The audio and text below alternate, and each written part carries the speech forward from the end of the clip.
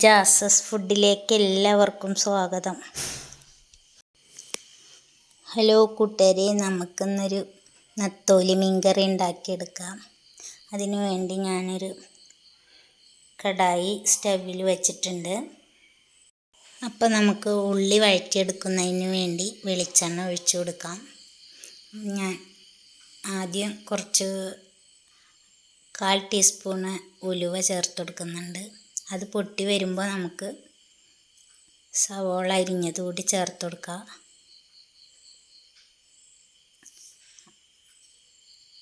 അപ്പം ഞാൻ ഇതിലേക്ക് കുറച്ച് വെളുത്തുള്ളി അല്ലി കൂടി ചേർത്ത് കൊടുത്തിട്ടുണ്ട് കേട്ടോ, ചെറുതായി അരിഞ്ഞെടുത്തത്. അത് ഞാൻ കാണിക്കാൻ മറന്നുപോയതാ. ഇപ്പോൾ വെളുത്തുള്ളി കൂടിയൊക്കെ ചേർക്കുമ്പോഴാണ് ഇതിനൊരു മണം നല്ല ടേസ്റ്റ് വരിക. അപ്പോൾ ഇനി നമുക്ക് മഞ്ഞൾപ്പൊടി ചേർത്ത് കൊടുക്കുക. 1/2 ടീസ്പൂൺ മഞ്ഞൾപ്പൊടി, 1.5 ടേബിൾ സ്പൂണ് മുളക് പൊടി ചേർത്തിട്ടുണ്ട് കേട്ടോ. നമുക്ക് മീൻ കറിയിലൊക്കെ കുറച്ച് മുളകും പുളിയൊക്കെ ഉണ്ടാകുമ്പോഴാണ് ഒരു ടേസ്റ്റ് ഉണ്ടാവുള്ളൂ.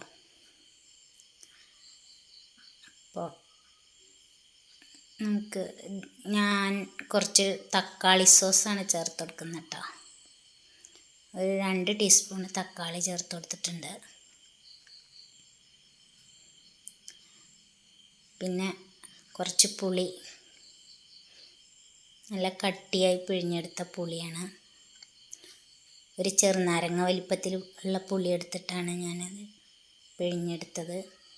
പിന്നെ കുറച്ച് നമ്മുടെ ചീനമുളക് ഉണ്ടല്ലോ, അതാണ് ചേർത്ത് കൊടുക്കുന്നത് കേട്ടോ. അതാകുമ്പോൾ ഇത്തിരിയും കൂടി മണം രുചിയൊക്കെ കൂടുമല്ലോ.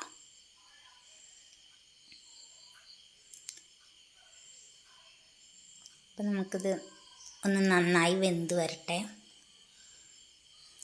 അതിൻ്റെ ശേഷം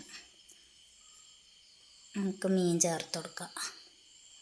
അപ്പോൾ കുറച്ചുകൂടി ഒന്ന് ലൂസാവുന്നതിന് വേണ്ടി ഞാൻ പുളി ഒന്നുകൂടി പിഴിഞ്ഞ് ചേർത്ത് കൊടുത്തതാണ്. നമ്മളെ പുളിയിലെ മുഴുവൻ പുളിയും പിഴിഞ്ഞെടുക്കണമല്ലോ. ഇനി ഉപ്പ് ചേർത്ത് കൊടുക്കുക ആവശ്യത്തിന്.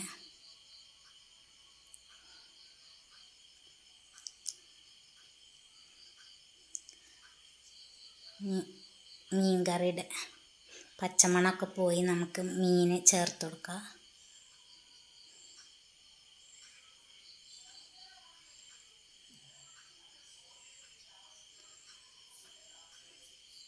നല്ല ടേസ്റ്റുള്ള മീൻ കറിയാണ് കേട്ടോ ഇത്. എല്ലാവരും ഇങ്ങനെ ഒന്ന് മീൻ കറി ഉണ്ടാക്കി നോക്കണേ.